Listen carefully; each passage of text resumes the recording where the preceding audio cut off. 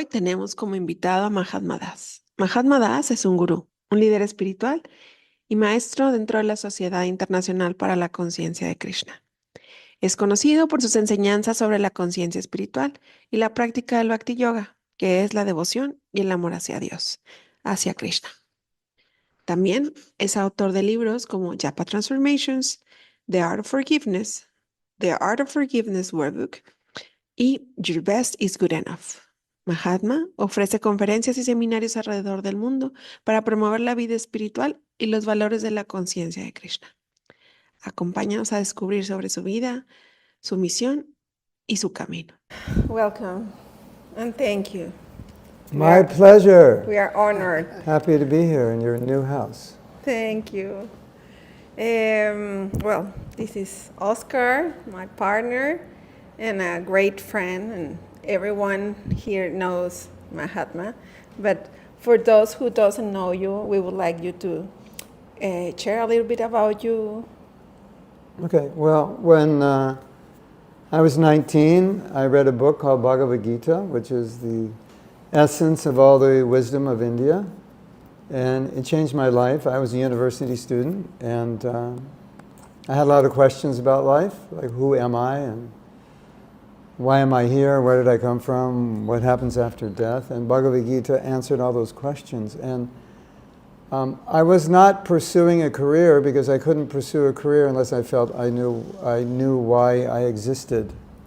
Wow. You know, like some people feel like drawn to a certain career because of their nature, but I felt whatever my nature is, if I don't know why I exist, then what's the point of doing anything? So Bhagavad Gita resonated with me. And I felt like a greater mission in life would be to teach it, learn it, practice it, live it, and teach it. And I dropped out of university. Many great people have dropped out of university. You know some of them, like Mark Zuckerberg and Steve Jobs and Bill Gates. So, you know, I'm in good company, but I pursued a different path. And then from that point, I began traveling the world, teaching what I was learning, trying to perfect what I was learning. And about 20 years ago, I started a company where I took those teachings out to the world in a way that average people could like live like a monk, so to speak, or think like a monk in their daily life and live a better life. So what I learned as a monk, I had to apply in my life because I married. And people have so many problems, as we know, and there are solutions to these problems. So I feel like honored, gifted, that I can offer these solutions because these are very high-level consciousness solutions. Yeah. And it's not something someone just came up with. These are like principles that are, we could say in a sense, eternal. Bhagavad Gita is 5,000 years old, but that knowledge was many thousands of years older than that. It's like it's been handed down by spiritual teachers for thousands and thousands of years. And it still works. Yeah, and it is a present and is a gift for humanity. Yes, that's how I see those spiritual books. Those are gifts, yes. And we get to learn that, and we get to appreciate every culture on that. And especially you realize they're gifts when you live them. Oh yeah, sure, because you can receive, and you can, what I said, like connect. Yeah. One of the things that I was really surprised, and it really blew my mind, when I was, reading some of the literature about you on your webpage, and I read your mission statement, and I felt like, wow, you say words like weapons, and like this is a war, and your teaching are like weapons, and it's kind of strange because in these times of madness, like everyone, it's like in war with everyone. So I wanted to ask you about it. Why it's a war, and who is against whom? Well, in the book Bhagavad Gita, it gives the analogy that knowledge is like a sword, and you're fighting ignorance. So ignorance is all around us, and we all feel it. We all feel the way the world is pushing us. And if we are pushed to do things, I mean, sometimes we're pushed to do things, and we cause ourselves misery. The very things we're doing are causing ourselves unhappiness. So there's an energy of ignorance that's pulling us away from ourself. And knowledge is the weapon, because when you have knowledge, you have light, you can see where to go. So in that sense, we see knowledge as a weapon to fight through the ignorance that's naturally all around us. Just like we have education because we're in ignorance, spiritually there's also ignorance. Mm-hmm. And so if you don't have the right knowledge, thus the right weapon, then you don't know how to get yourself out of that ignorance. And then you kind of perpetually live your life the same way. It doesn't work, and you keep doing the same thing or a variation of the same thing. And sometimes the more we try to get better, the worse it gets, because we don't know. It's like you're going somewhere and you're lost. And the faster you go, the more lost you get. The more lost you get. Yeah. So this, from my point of view, I really think that there is a war between. I don't know if it's good or evil. Yeah. I don't wanna conceive it like that. But I started looking at some issues around the world, and it feels like there is some kind of force that it's going against a lot of us, like the spiritual or these religious beings. Yeah, that's kind of a perpetual situation. There are always people who are more inclined to the spiritual. And there are always people who don't like that people are inclined to the spiritual. There's always people that want to do good for the world, and there's always people that want to exploit others for their own advantage. And so those forces are always at odds, and the world's always been this way, light and dark. You can call it good and bad, whatever you want, but we see that some people, by nature, want to help others. They're compassionate. They're more inclined towards spiritual things. And others are more inclined to destructive things, exploiting the earth, creating companies and products which are unhealthy, but that enrich themselves. And obviously there's people who would never do that. They would never create products that are bad for people. They would only want to create products that will uplift people. So this is always going on, this energy. And so people who are spiritual teachers, they understand it is kind of a war in a sense, because the more people that stand for goodness, for spirituality, the more light there is in the world. Like sometimes when we're chanting mantras, we understand we're not just chanting for ourselves, but that mantra will go around the world and it will uplift the world. We uplift ourselves, the mantra uplifts others. So it's kind of like, the word light workers, people who are working with light. And so, they understand, look at the world, it's kind of obvious. And in my life, I've seen that polarization become stronger. More people interested in spirituality and more people against it. And it's, I'm 74, so I've had 74 years to watch it, and it's just getting... people say, well, it seems like the world's more spiritual, but it seems like the world's more materialistic. And the answer is, yeah, you're right, both. It's happening more and more. So the people who are inclined towards spirituality, especially the teachers and so forth, they have a big job, because we see where the materialism is going, the atheism, the denial of a supreme intelligence, and replacing it with science, and we can solve all the problems of the world. But you actually see the world becomes more degraded with that consciousness. And the more there's a disbelief in a supreme creator or higher consciousness, we see the more degraded people come. And the more degraded they become, the more problems are there. And then they tend to want to utilize materialism, which caused the problem, to solve the problem. So just downward spiral. Yeah, it's a never-ending story. Yeah, and you already talk about these mantras and some things that sounds like those weapons that you mentioned. And In your experience, in your path, which are those weapons that people who wants to follow a light path or an, I don't know, a consciousness path? Yeah. There's several things. Number one, like we said, there has to be knowledge. We have to, well, who am I as a spiritual being, and how do I realize I'm a spiritual being? What are the practices to realize it? And as you mentioned, mantra is one of the practices. And mantra is a practice which is purifying our consciousness. So we have a pure state of consciousness, but it becomes contaminated living in this world for lifetime after lifetime, like water is contaminated. So you filter water. And filtered water tastes good, and unfiltered water doesn't. So when you experience your own consciousness in a materially contaminated state, you're also experiencing your own lust, anger, envy, greed, jealousy, all that, and it's very, very unpleasant, isn't it? Yeah. Yes, it is. So mantra and spiritual practices are meant to remove those things, remove the lust, anger, greed, and so forth.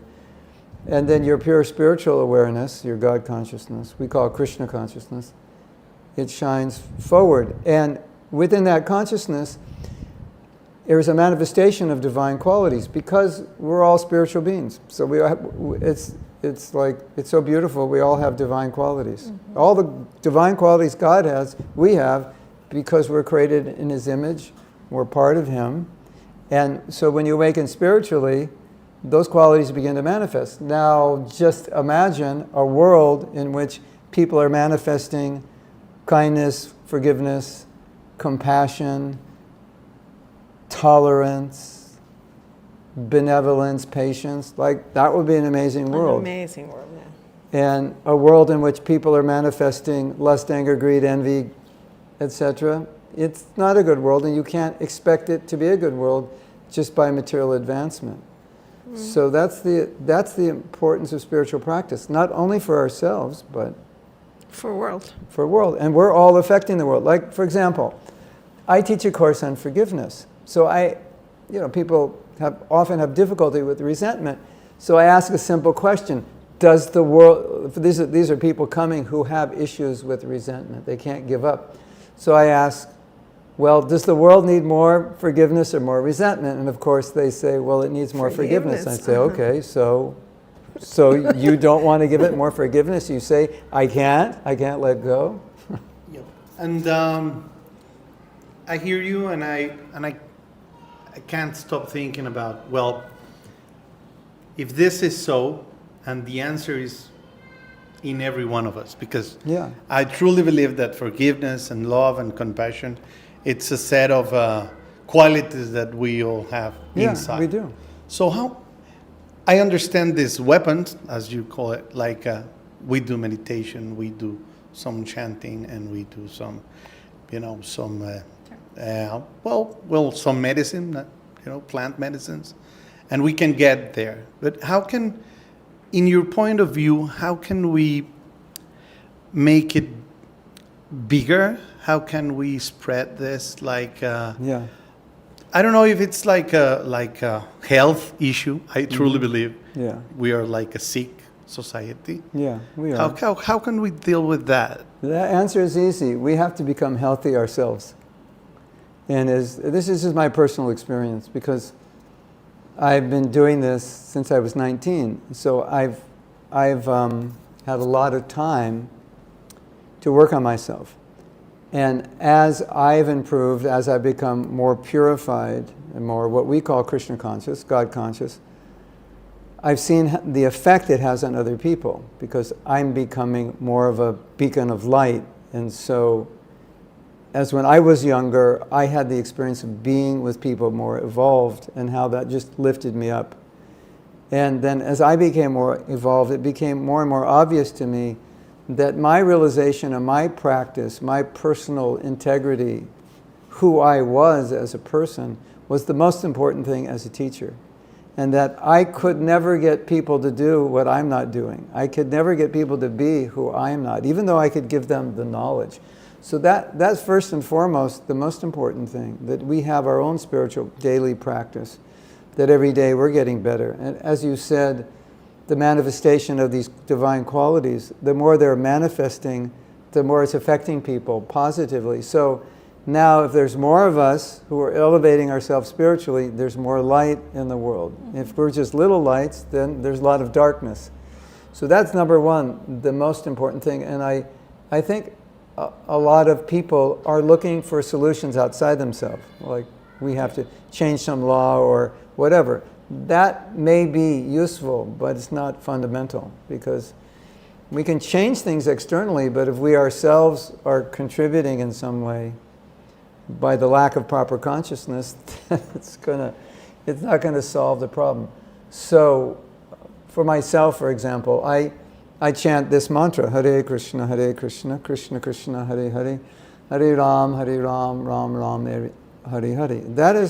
That is the most transforming thing in my life. That mantra is so powerful. So I do that every day for about 2 hours, 16 times 108. And I've done that for 54 years, and I haven't missed a day. Well, I haven't finished today, but I will finish. So the experience of doing that and doing it in deep meditation is more powerful and purifying than anything that I've experienced. And the result of that has been transforming my life over the years and helping me transcend the influences that pull us all down. Because the influences are always there. They're trying to pull us all the time, isn't it? Yeah. Mm-hmm. And that is really, it's like a shield, like a protective shield. So if I'm going to be a teacher and I'm going to tell people, you should be forgiving, compassionate, kind, patient, tolerant, I have to be. And so through my own spiritual practice, I'm able to achieve that and then live that. And then naturally, you teach. You know the story, as one person said, I don't know who it was, he said, I teach all day and sometimes in the evening I speak. Yeah, something like that. I always say that the good example is the only way of teaching. Yeah. It's not through your words, it's through your... Yeah. What 'Cause do you do? Who's going to believe you if you say, be kind and you're always angry? And you're a mad guy. Yeah. So I know everyone's here for the chanting, not for the interview. So I'm really loving your words and I think everything, your energy, your posture, everything, it's like in a loving peace. So just what is your message for our audience? We're building this movement like the Great Life. Yeah. We call it the Great Life, and we have 4 pillars, which are joy, well-being, love, and abundance. Yeah. And so we want to spread these messages. We want to create a community of people living their lives in happiness. Yeah. So if you want to share, if you can share something to them. You have about 10 hours? I have like 13 workshops. I have to choose from all of those. One of the things that I think is so important, especially today, in our society, there are very strong material influences. We want to be respected by the labels we wear, the cars we drive, the neighborhoods we live in, the jobs we have, and it's become extremely important. And we're not the physical, and so we're none of those things. And so it's really important that people don't buy into that. And it's so easy to buy into that. And the spiritual is what is so important. These material things, they're necessary, but they can be very big diversions from our spiritual life. And most people put the material over the spiritual, when it should be the other way around, that the spiritual is most important. So my message is, don't get caught up in this material flow, because society is, it's telling us how to think. It's telling us how to show ourselves in quite a false way. It's trying to sell us on this illusion that you can buy your way into happiness, or you can succeed materially. You hit a certain plateau and then bing, you're going to be happy, and it's all a lie. No one has achieved that. And in fact, probably when you finally hit the plateau that you work so hard for, you'll become depressed because you realize that is not satisfying you. Have nothing. You're not there. Yeah, it's not Yeah. what you thought, and you feel more empty inside.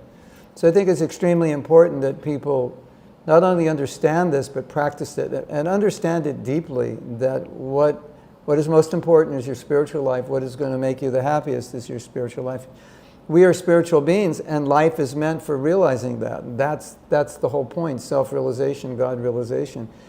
And our modern society has done a really good job of just pushing us away from that and making us think, no, that's not the goal. The goal is to become number one at this or that. And that's okay, but ultimately, we're all part of God, and that everything we do is meant to connect to Him.